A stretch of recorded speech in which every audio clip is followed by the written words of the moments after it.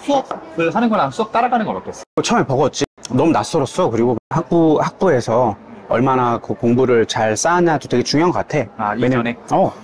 왜냐면 학부에서 내가 막 그 교수님 잘 따라서 뭐 논문 비슷한 것도 좀 읽어보고 레포트도 좀 깔끔하게 잘 썼고 이런 학문적인 아카데믹한 거에 대해서 강한 사람일 수 있어. 그럼 이때 편해. 왜냐면 석사를 따야 되거든 어쨌든. 근데 거기다 언어까지 영어야. 그러면 이제 두 개로 크게 나누면 이제 언어 공부를 좀 잘하나 이렇게 학문적인 공부를 했나.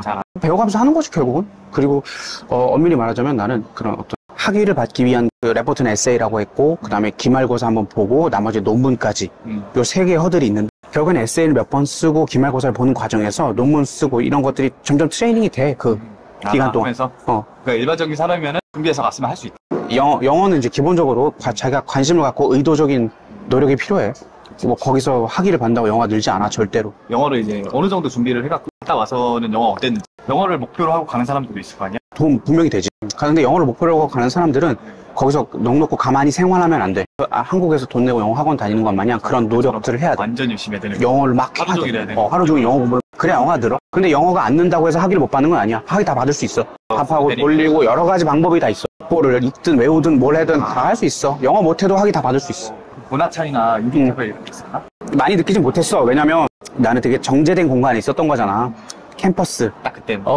그러니까 거기서는 딴 데 신경 쓸 여유도 백인들이랑 완전히 잘 어울려가지고 그들과 같은 모든 문화를 다 즐기겠다. 막말로 할게. 오케이. 내가 뭐 반문화 클럽 가가지고 내가 한번 거기서 신나게 놀겠다 하면 거기에 인종차별이 과연 없을까? 어디든.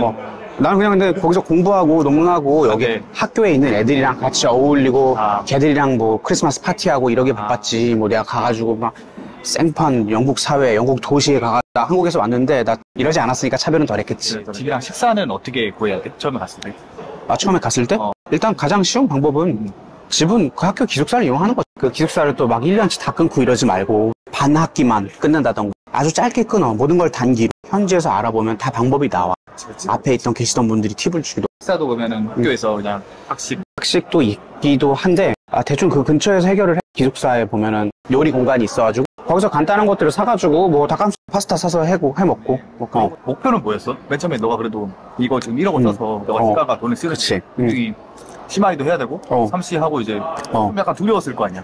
두려웠지. 두려워. 조급함 더 심해졌어. 그러니까 딱 목포 해양대학교 있을 때보다 조급함이 더 심해졌어. 그때 왜냐면 돈도 많이 썼지. 어떤 생각이 드냐면 배를 타면서 돈을 벌다가 내 수입이 끊겼잖아. 재취업에 대한 압박감. 그치. 그래서 난 단기적으로는 어떤 세 가지가 떠오르냐면 난 여기서 영어를 앞으로 되게 잘하는 사람이 될 거야. 두 번째, 기한 내에 나는 어떤 딜레이 없이 학위를 받을 거야. 세 번째, 내가 기왕 여기까지 왔는데 영국이라는 나라 여기 왔으니까 골프도 좀 쳐야 되지 않겠어?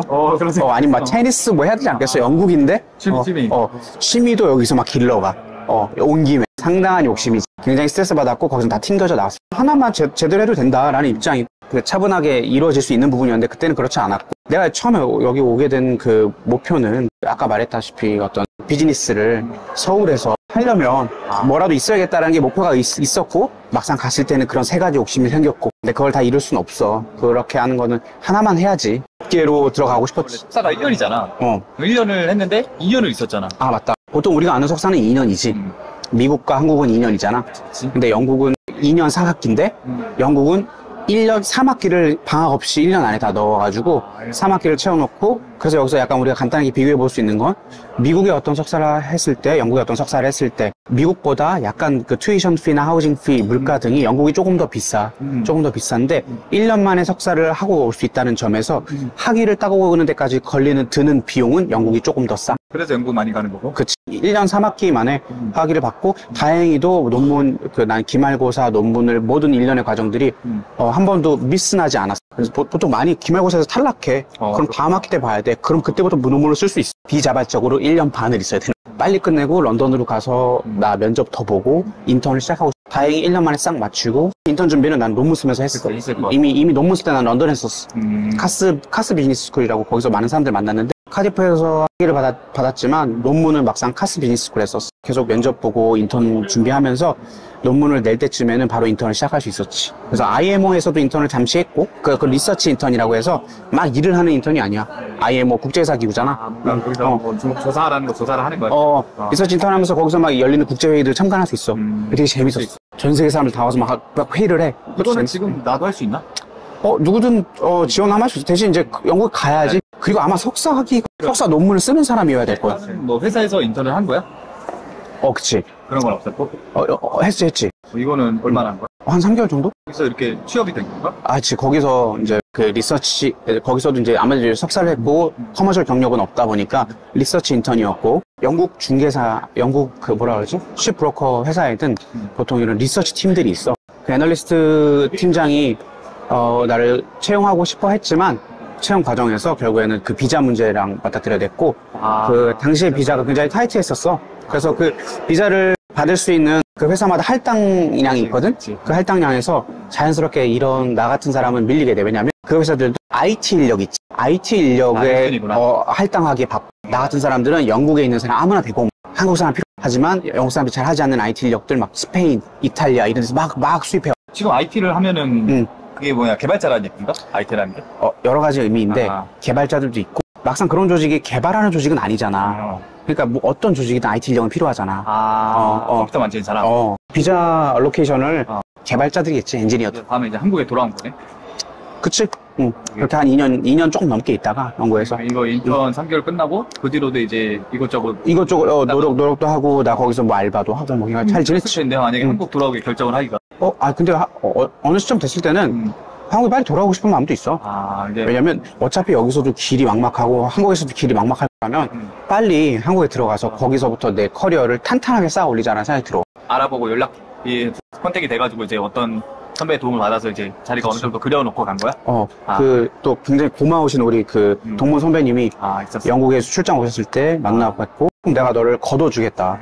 그래서 몇 개월이라도 와서 인턴 겸 월급도 줄 테니까 배워봐. 너무 고마우신 분이지. 나 그래서 우리 학교 동문 선배들 뭐 이런 것들에 대해서 너무 감사하게 하는. 근데 이게 애증이야. 학교 동문들에 대해서는 항상 경계심도 이건 좀 논외인데 경계심도 있어. 솔직히 말하면.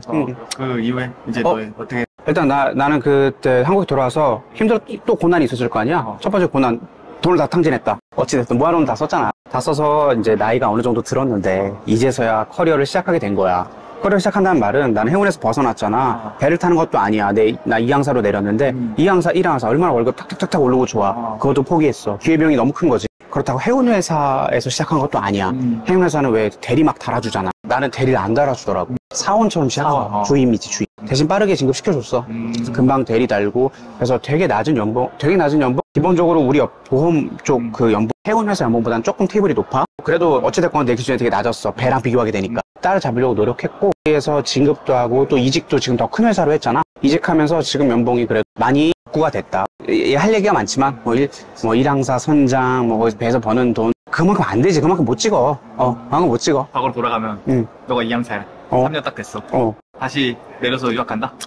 가. 나는 종국에는 우리가 뭐 10년, 20년 패키지로 보면은, 벌 수 있는 돈을 보면은, 엄청난 차이가 나지 않을 것이라 보고 있어. 배 쪽으로 가면은, 확실해. 그거 벌 거는. 안정적이야.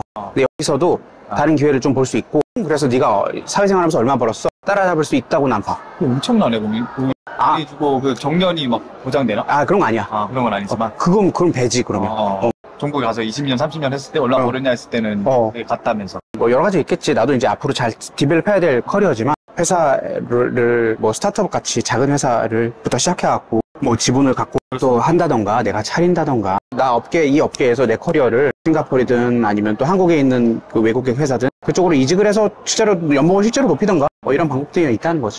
다음에 또 얘기하자.